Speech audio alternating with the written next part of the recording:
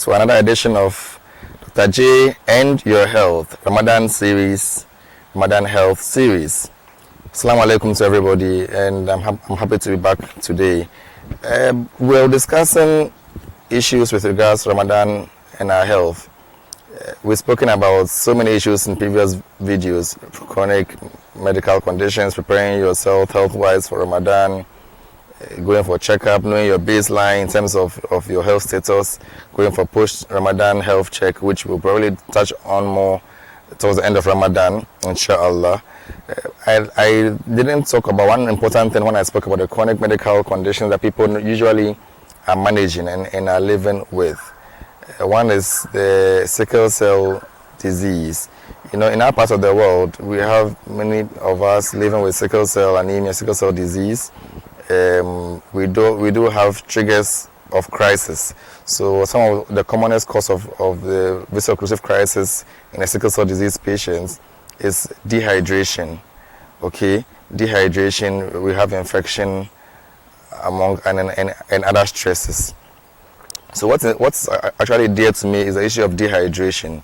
So we know that dehydration is common and one of the major side effects of fasting. Okay. And in the fast of Muslims, it's very dry. Aside taking your morning breakfast, that's the suhoor, you don't take in anything, you don't drink in any fluids till it's time to break your fast. That's the time of iftar. So it's very important that you be aware of the downside of dehydration and what it can cause to people who have sickle cell disease. Now, many people are able to fast.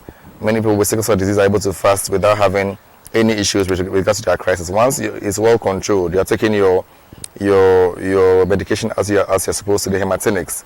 Those who are on hydroxyurea are taking the hydroxyurea, avoiding all the stresses.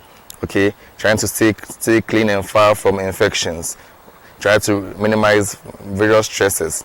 Then hopefully you are fine to fast without any problem. Now, so you should observe yourself. Know when you're getting the signs of the VOC. There are days that the sun could be so hot and then you feel like you are dehydrated. So at this point, you say, no, I'm beginning to have some pain. You are supposed to, at that point, break and treat yourself, get better. Then, inshallah, you can come back and then complete the remainder of the days and make up for the missed days subsequently by the rahmah of Allah. Okay, so if you know you have VOC, if you have sickle cell disease, let's try and avoid the vaso-occlusive crisis. But make sure that you are very well compliant on your medications. You're compliant on your follow-up visits. You are doing the labs that you are told to do, and you are very well controlled in terms of your crisis. You have zero to minimal to zero crisis, if I should put it that way. It's very, very important that you have this at the back of your mind. But do not endure the pain whenever there's a crisis and say, oh, okay, I'm going to manage and then treat the pain later.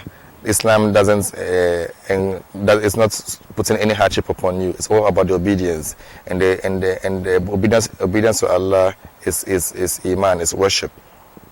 Now, so how do you try to avoid getting dehydrated?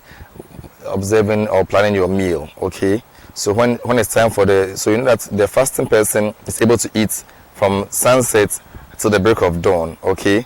So now during this time, try to take in more fluids. Ideally, we are trying to achieve 3 liters of fluids, 3.5 in a day. Okay, so you must make sure that your food is rich in fluids. When it's time to break your fast, take in more fluids. Drink a lot of water. Don't drink all at a go, but take it in bits so that you can have enough water, at least a minimum of 3 liters in your system throughout the 24 hours. Okay, so from sunset to the dawn, your breakfast for suhoor. Make sure there is fluid in it. Add some bits of tea to your breakfast. Okay.